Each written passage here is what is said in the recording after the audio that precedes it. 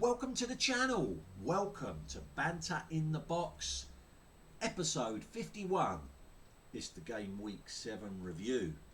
Things remain fairly quiet off the pitch in the Family Fantasy Football League. Not a lot of banter going on, but on the pitch, competitive as ever. Two managers went into the transfer market this week. One of them spending £5 million of their available transfer budget to purchase a wildcard tactical gambit which allows them to make multiple transfers in a single week without any transfer penalty costs. And we've had our first manager nominated to join next season's Family Fantasy Football League competition. It's a brand new manager, and that means that the team that finished bottom of the league or the lowest placed manager who does not attend the end of season presentation awards will be relegated from this season's competition. We are never having more than 32 managers in the Family Fantasy Football League, so someone is being relegated at the end of this season. In the game week 7 review, we have the game week 7 winners and losers, just 2 winners as things are starting to settle down in the league, and 4 game week 7 losers. Those of you that read the rules at the start of the season would have made a note of when the FFFL Cup first round group stage matches occur. And the first round of group stage matches occurred on the first full Premier League fixture weekend in October, which was last weekend. So I'm going to be giving you the highlights from those opening Family Fantasy Football League Cup matches. And as always, we finish with a manager of the season update. The who the fuck is that question has been running 6 weeks. Had everyone foxed? Has anyone got it this week? I will be revealing all later. So, your game week 7 winners, just the 2 of them. Take a bow. Gobi Desert Canoe Club manager Pops Hoxby climbed 1 place in the table to the heady heights of 12th. But that is a season high for Pops, and he was one of only 2 managers who moved into a season high position. The other one, naturally a game week 7 winner, take a bow, Hatch United manager Neil Hatch. It's been a great week for Neil. Climbed 1 place in the Family Fantasy Football League all the way up to 2nd with his first weekly win of the season. And 2nd place is the highest position Neil has occupied since the 11th of April 2019. 2.5 years it's been since Neil has been as high as 2nd in the table. He is well in the title race this year. I think Neil's won it 3 times before from memory, and if he has, he's in with a chance of matching his brother-in-law Steve Holmes, who's the only manager to win the title on 4 separate occasions. So they are your game week 7 winners. The game week 7 losers, hide your head in shame. Never the boys manager Jack Hoxby, who dropped another 2 places to 14th. He was 4th just a few weeks ago. The wheels have fallen off, and that's a season low for Jock Hoxby. Hide your head also, Megan Hoxley, Chamberlain manager Megan Hoxby. She was a game 6 winner, but it's all turned as it can in the Family Fantasy Football League. She's a game week 7 loser. The biggest faller this week, down 3 places to 20th. Hide your head in shame also, no fucking chance FC manager Angela Addis. Angela fell 2 places to 28th in the league, just above the dreaded relegation zone, but that's a season low for Angela.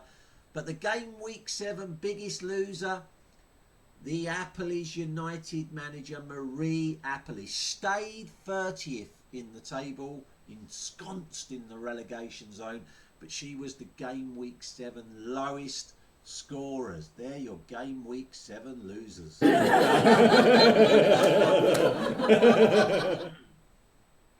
So, FFFL Cup group stage highlights. As I said, I'm just picked out the shocks of the opening round of fixtures. Remember, it's a group stage round robin, 8 groups of 4. The top 2 from each group go through, so everyone's still within a chance of progressing to the knockout stages in the new year. There's still 2 group games to go. The next group games happen in the first full Premier League fixture weekend in November, and the final FFFL group stage matches take place in the first full Premier League fixture weekend in December. But the shocks from the opening round of matches, and there was a big one, we'll come to that last, but in Group A there was a couple of shocks actually.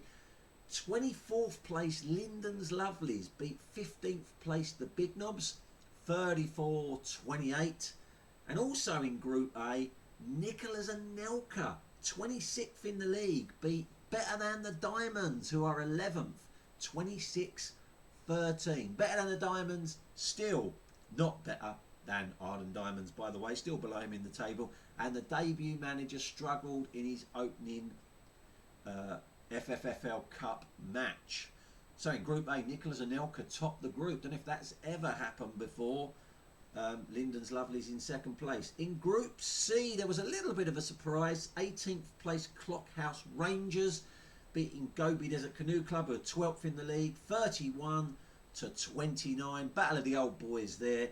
In Group D, Legends 23 struggling this season, down in 21st place, but they beat the high-flying Ted and Sam Juniors, who are 4th in the table, 31-24.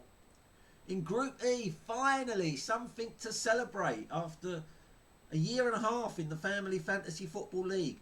Bottom of the table, AFC Razor beating fellow relegation strugglers, the Appleys United 18-10. But I had to give AFC Razor a mention. Finally something positive to talk about in regard to Ray Poulter. But the shock of the round, without a shadow of a doubt, Group G, top of the table, the Creed Bratton Society losing to 25th place Coldplay United, 31-23. Just goes to show anything can happen in the cup. All the cup results were in this week's weekly update on the I think it's called the FFFL group stage tab.